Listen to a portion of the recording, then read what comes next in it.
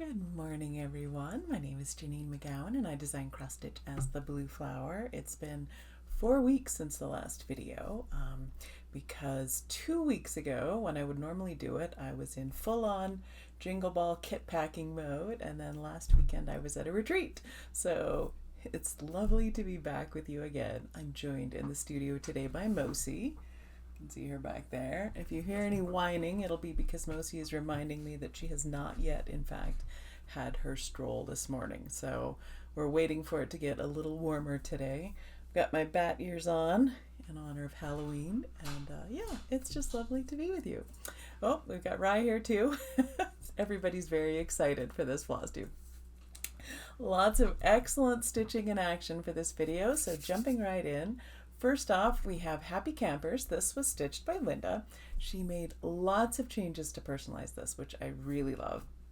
She took this guy right across to the edges. She changed the tent color, moved the crow, added an otter, did some outlining because she had a lighter fabric, so she wanted things to show better, changed the camper color. She designed a Canadian flag, and I meant to ask her if she used over ones to do that because I actually tried and couldn't get it to go with regular cross stitches to show the maple leaf properly. So I really appreciated seeing that. And then she entered it in her local fall fair and she won second prize. So well done, Linda, and thank you so much for sharing this. Next up, we have Bees in the Greenhouse. This one was also stitched by Linda. I had to check my notes because I had Linda twice and wanted to make sure I was not making an error there. I love this because she stitched the greenhouse frame in a darker color. The original is done in white, and she did it in this darker sort of blue-black color, which I love. Completely changes the character of everything. And she put that beautiful bat pin on the top. Again, perfect little accent. I just think it looks wonderful. She just used leftover cottage garden threads that she had on hand for stitching it. And I love the way it came out, so thank you so much, Linda, for sharing that. Then we have Tudor Bee and Quilting Bee. Now, these were submitted by Jeannette, but she had a friend who had stitched Tudor Bee for her and wanted to stitch Quilting Bee and wanted to make them go together. So they put their heads together and they customized the colors for Quilting Bee. And then she stitched it all up in this completely different palette from what Quilting Bee originally has, which is all sort of purples and blues. And they switched it up to be the reds and pinks to go with Tudor Bee, got them framed together, and I think they look wonderful. Completely changed it up to be personalized, and what a good friend, Jeannette. And you guys did a great job changing the colors. I thank you for submitting this so we can see it. Finally, we have Festive Forest. This was stitched by Selena, and this one is particularly special because she actually finished it at the retreat at Beautiful Sip and Stitchery last weekend, where I was, so I got to see her. And poor thing, she's putting in the top embellishment while 20 of us are gathered around staring at her. Come on, do it. And she did it beautifully. I love her embellishment piece that she made. She got all of the stitching done. We got to see it in person. It was really wonderful. So thank you so much, for Selena, for letting me be part of that moment of finishing. On a side note, a lot of you have asked about Festive Forest. It is coming out for general release this year, so not just at Jingle Ball as a non-class option, but to shops as well in about a week or two. I'm going to put in the printer order on Monday, and it'll be going to shops in the middle of November, so you'll be able to get it at your local or online shop, certainly at Jingle Ball, and yeah, pretty much anywhere you want to get it. If, as always, you have stitched a blue flower design, please let me know. I'd love to see a picture of it and share it here on the website. There is a Stitching in Action page on the website. It's still running a little behind because we switched to a new platform, so I'm trying to figure out how to get all those links up to date, but I'll keep accumulating the Stitching in Actions. I'll show them here in the videos, and then I'll catch everything up on the website once I figure that out. So thank you so much, everyone, for sharing. On to what I'm stitching. I did actually get some stitching done at a retreat, which is so much fun, and while traveling, which is great. I didn't want to pack up the Cosford Rise piece that I've been working on because it just was a little bit cumbersome for travel. So I took Halloween at Hollyberry Farm, which I haven't worked on in quite a while. And as I was getting my stitchy rolls out and unpacking, what am I going to take? Of course, I'm unrolling the rolls. Oh, there's a lot of good stuff. I want to stitch. Oh, I want to stitch that. So for sure next year I'm gonna dig into those stitching rolls a bit more and finish some of those whips that I really love and want to finish. So that was good.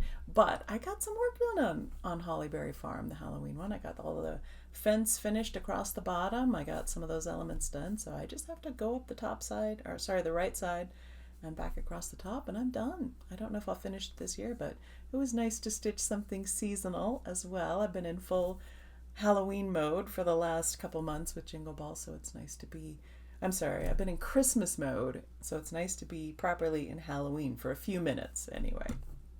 All right, let's see. On to Stash Spotlight. I've got my camera here and all these things. I actually was at market last year, and Jeannette Douglas was talking about her My Stitching Album books that she was putting together, and I thought, oh, that sounds like something I would really enjoy. So I emailed Janine at Acorns and Threads and said, can you get me one of those when they come out? Because Jeannette was talking about it's going to take forever to get them all stocked, and I just said, okay, I'll send in an email when they come in. And I had completely forgotten about it, and then I got the email that, yay, they're in. So I got one. This is My Stitching Album, and it's actually a collection of these little stitching album projects, which all include a cover, a front and back cover, and then a collection, how to make the front and back cover, and a collection of specialty stitches for each one. So I'm trying to see if I can show, this is just a particular stitch. Really good instructions for that particular specialty stitch. Again, a front and back cover for each one. But it's a wonderful manual, even if you didn't want to do the individual stitching albums. I think this is a really good reference book, and when I was at the retreat recently, I was teaching just a couple of specialty stitches, and I had to look up, from some of my references, how do you do that, and I had to do a little bit of practice. So something like this I think is really nice, and certainly you could do a stitching album with all of them or some of them. Show off some of the things you've learned, just do it slowly over time, add a page or two, and keep a record, like the old samplers where stitchers were showing off what they had learned how to do, and it was so nice. So that's my Stash Spotlight. On to World Around. Seems particularly appropriate since while I was in Illinois briefly. The retreat was hosted by Beautiful Stip and Stitchery, which is in Illinois, although the retreat was held just across the state border in I want to say Wisconsin. I'm gonna mix these up, Wisconsin and Michigan, and I'm sorry for everybody when I mix them up, but I want to say Wisconsin. Anyway, I did my usual stellar job of not taking any pictures. Sorry about that. I am in pictures, so I can show that I was there, but I did remember to take some pictures of the shop, so I'll post those on Instagram later. But all of this is a very roundabout way of saying I picked an Illinois-inspired world around, and the state bird of Illinois is the northern cardinal. Actually, it is the state bird of 7 states and multiple sports teams. So I think the Cornell All About Birds website says that the male northern cardinal is probably the bird that inspires the most people to pick up a field guide of any other. And it's really, I believe it. It's not surprising. They have this stunning red color, the males do, and even the females with their more subdued mane color have that beautiful red crest on the top and the red feather accents. Plus, they don't migrate. They stay in their area all year round, so you get to see them all year round, and they've got these striking colors. So it's a bird that a lot of people are very familiar with. It's not surprising that they're among the most beloved of our birds. I really would love to see them. I don't get to because they don't live here. They have been introduced into Southern California. They've made it clear into New Mexico. And they've been introduced into Southern California. We're not that far, so I'm hoping that they'll make it up over the mountains and maybe into here one of these days. But until then, I get to see them when I travel. Now, they are one of the few female songbirds in North America that sing. Usually it's just the male songbirds that sing, but the female northern cardinal also sings. And she will often sing when she's on the nest. She will sing to her mate. They're monogamous and long-term mated pairs. She will sing to her mate to tell her what food to bring and when, which I shall have to try with my husband. She will also sing to tell him if there's a predator nearby and to warn him from coming back to the nest because he's more brightly colored and would therefore be more vulnerable to a predator. The songs that they sing between themselves are not generic.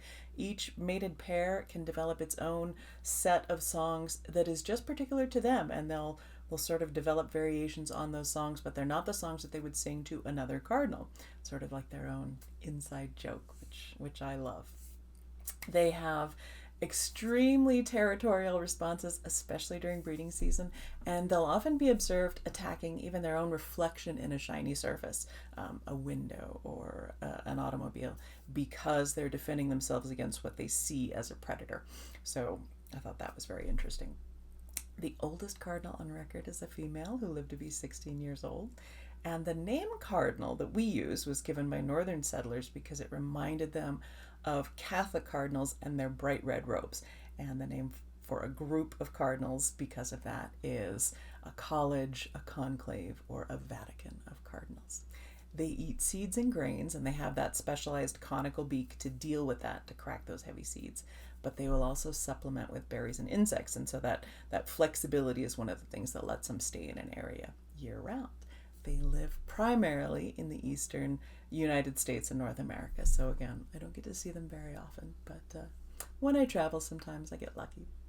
You can support them by making your glass surfaces safer for them by using some of those reflectors that keep birds from seeing the glass as a reflection and keep them from running into it, and by keeping cats from being able to hunt them, and certainly by providing plants that give them good seed food all year round. So there you have it, the northern cardinal, a lovely, lovely bird. On to questions. Last video, it was what was your safe place growing up? And I'd said for me it was the library. I was surprised by the number of people who had that same experience, so that was interesting.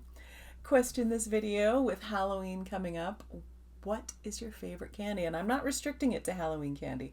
We don't even really do much for Halloween in the house anymore because our son's older, and also with the dogs, they're not great with people at the door. And so we don't put out candy. We don't turn the light on, any of that. So I don't buy the candy anymore. But I was thinking, since I don't buy Halloween candy, I maybe want to change my answer. Because in the past I've said Almond Joy. That's the kind of thing I would only buy when we buy Halloween candy. And I think I've been on a real salty licorice kick lately. We're also getting a new Swedish candy shop here in Reno, which I'm both excited and terrified by because I'm hoping that the fact that I will have to get in my car and make an effort to go to the Swedish candy shop will stop me from doing that very often, because I could have just pounds and pounds of salty licorice and go crazy with it. But I would like to hear from you. What's your favorite sort of sweet candy treat, if that's something you do? All right, best thing this video, it's the beautiful Sip and Stitchery retreat, and it was a lovely retreat. As I said, I did a terrible job taking pictures, but I had a wonderful time. The team from the shop was amazing. The shop was amazing. All the stitchers were so nice and welcoming, and they let me bumble through. Let me tell you, there is nothing as terrifying as trying to teach next to Lois from Lady Dot, who actually knows what she's doing. And she'll say, well, what do you do? And I'll say something like, I just use whatever is sitting on my desk. And she'll say, oh, well, here's what you should be doing. But no, she's not judgmental like that. But it was really interesting. And I think it's really interesting for me to see the same thing taught by different people, because I find it helpful to see a technique taught by multiple teachers, and it helps me learn just from different perspectives of how you do it. So I learned a lot about how to finish a drum, which is something I've done and written instructions for, and I got to learn different ways to do it, which I really enjoyed. So it was a great, great retreat. Now, as I said, it was a drum. So Lois taught the stitchers how to do a drum finish on the first day. I designed a drum, and my inspiration for this was a tree trunk, and I'll put a picture in here. It was the idea of, I called it Trunk Town, all of these animals living in a tree, and I had this printed velveteen that looks like wood grain on the top and bottom. So that was really fun to work on. And the chart itself is actually at Beautiful. The model's at Beautiful. So if you're there, you can go see it. They have a couple of kits left. And if you want the chart, you can contact them because they'll be selling it for the next year only at that shop. So I'll put that information in the notes as well. So that was my best thing. On to giveaway. Last video, it was this chart. This was for Sampler September. And it was this StitchyBox Samplers, sort of modified Hannah Gilpin 1800 Quaker style. And the winner, we use the word September, the winner is Heather Ellis 13. And Heather, I believe I have your mailing address, but if not, I will. Or if it's changed, just drop me an email and let me know. And I'll get that in the mail to you. All right, give away this video. Joan, who makes the amazing Made by Mama Joan project bags, was at the retreat, yay! And she and Brett, owner of Beautiful Sip and Stitchery, donated a project bag to you. And so I picked this one with the beautiful red striped fabric inside and all the amazing animals on the back. It's got these beautiful pigs. I love these big pigs. And I think these are guinea fowl. I'm not sure, but I really like them. I like the colors. I like the different animals. Certainly it's got roosters and chicks and cows, but I think the pigs are what got me. Anyway, so if you want to win this one, use the word pig in your comment, and I will pick a winner for the next video. On to announcements. The website, the freebies page, for some reason those charts are not linking. So I'm working on that with the website people. In the meantime, if there's a freebie that you're trying to get, just send me an email and I'll send it to you. Jingle Ball kits have all gone out. If you didn't get your shipping link, please let me know. And if you didn't get your welcome email for your PDF or your kit, just let me know and I'll get that to you. I'll send out emails about every week from now until the ball. I'm working on getting the new releases. The ones are being photographed today after I walk Mosi, who will not let me forget as it gets much lighter. Then I'll be photographing those and they'll all go to the printer on Monday. And yeah, that's my weekend. We're doing a little bit of the last planting. There's a native plant sale later today to get those native plants in, even if they're not going to be feeding cardinals, they'll be feeding other birds. That's my weekend. So I hope you're having a lovely weekend. We have a brief puppy video at the end because I was gone and didn't take a lot of pictures, but I hope you really enjoy it, and I look forward to chatting with you again in a couple of weeks. Thanks for hanging out with me today. Bye.